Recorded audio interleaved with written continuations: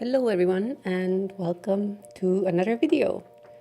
This time I have something special to show you. On the top right corner you will see a drawing made by a 7-year-old girl that we know. She is the child of a friend and she is so creative. She gave us this drawing a while ago and I have been wanting to draw this fox character for the longest time, but didn't find the time to do it. And also I have been wondering how to draw it. At first I had the image of a really regal looking, slim, Asian styled fox flying in a blaze of fire in my mind, but then I also imagined a really cute fox hugging an ice cream, because as you can see she has drawn a heart and an ice cream cone, I think. And so yeah, I tried my best to look for a few reference images and I wanted to find a nice dynamic pose. Luckily Pinterest has a lot of those images and I could find a few that I liked. In the end we did find this really cute pose where the fox kind of looks back on you, almost like asking for permission to leave or something. I don't know. It was just so cute and my sister really liked it too. So I used this as a reference. The drawing itself was really fun to make. As you can probably tell, the character was adorable, and even though I don't really draw animals that often, which to be honest has been happening more often recently because I started challenging myself a bit more and not limiting myself to only drawing humans. So the sketch came together pretty fast and the line art also didn't take much time, but I did try and refine the shapes so that it would look best it could. I had a lot of trouble figuring out how to place the paws of the fox because the pose is a bit awkward in angle and also the tail hides a lot of it. But in the end I think I managed to find the golden middle ground of having legs shown and also the tail being as fluffy as I had imagined it to be.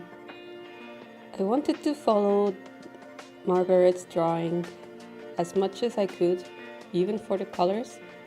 So at first I gave the fox red ears, but then I figured that it really didn't look balanced in color.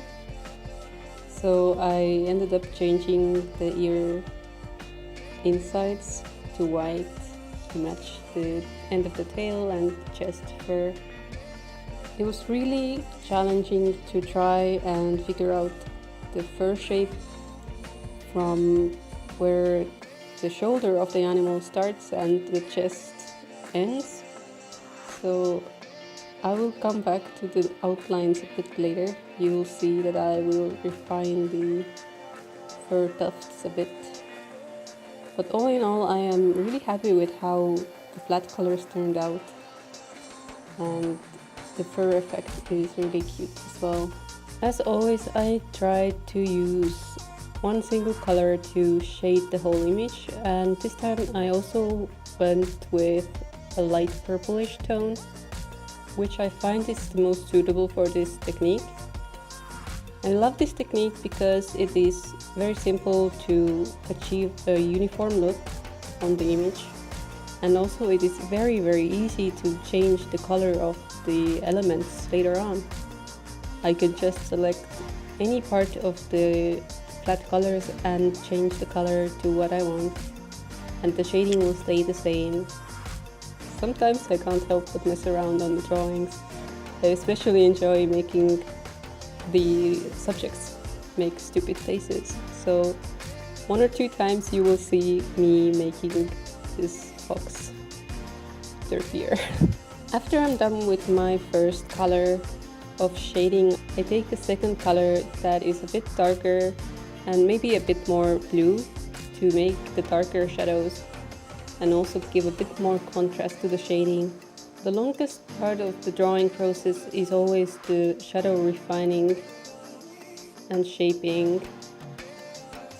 Right now I am working on a lot of the fur texture, which I'm not used to drawing at all, so I am making things up as I go, basing my shapes and colors on images that I've seen before. It is always very good to have an imagination or image in your head of what kind of style of coloring to use and how you can achieve certain looks. I have seen a lot of drawings where the artist has created the effect of fur by just adjusting the darkness of the shading color. So I also tried to use that trick and I think it turned out really nice. I used smaller and less noticeable shadows on the main body and a bit more distinctive and clear looking shadows where the fur was longer, like on the chest and on the tail. At this point I decided that it was easier to shade on a white background so that I could check the darkness values better and also pick up colors from the image itself and not having to rely on only the eraser tool. This made my work a lot easier because it was much easier to see what I was doing, and also the different colors didn't really distract me as much anymore. Right now the fox looks amazingly snowy. Refining the fur pattern took the longest, and I think it's also the most rewarding part of the process because you can see the details just popping up every stroke you make.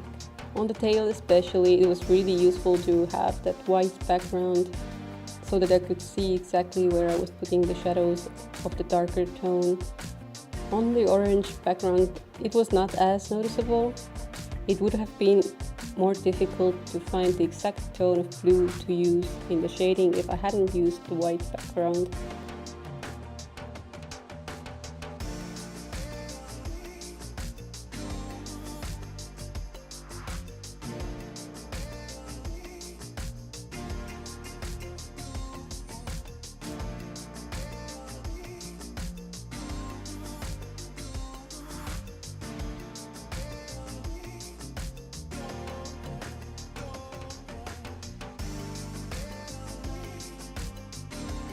At this point I noticed that I had made the tail a bit too flat compared to the body of the fox, so I added a lighter shade of blue with a darken mode brush. I also refined the shape of that shadow by giving it some fur texture as well. Next up I add some highlights, and the fox really pops into life in this stage. I did not go into too much detail with the highlights. I mainly kept it quite blurred and quite vague, as not to draw away from the details in the shading, and also not to make her look too metallic. At any stage of the drawing, I never hesitate to go back and change details. Sometimes during the shading process you will notice things that just don't work or could be better, so I never say anything is final before I've actually saved the image and exited the program. Since Margaret's drawing also had ice creams mentioned, I thought that including them would be a smart idea. Again, with the same shading color and same shading methods as I used on the main drawing, I created the ice cream cones. I am a sucker for drawing ice creams with chocolate chips, so of course the ice creams all have chocolate chips in them. I wanted to use the ice creams as an element in the background because it would make the drawing look a bit more lively and cutesy.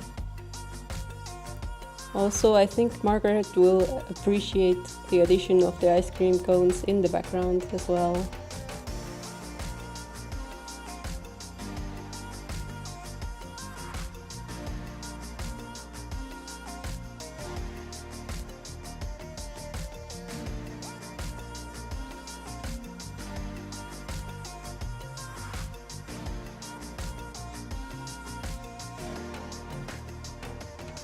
Next up, I am going to go into Photoshop to add some layer effects and filters to make the image final. I also placed the ice creams in a pleasing manner so that they would show behind the fox. After adding a bit of effects, a few blurs and a few overlays, the image is done. As you can probably tell, the drawing got a lot lighter and pinker after I added a few filters and a gradient map overlay. This is something I really like to do to make the colors blend together even more and make the image more complete. Thank you very much for watching, and we'll see you again next time.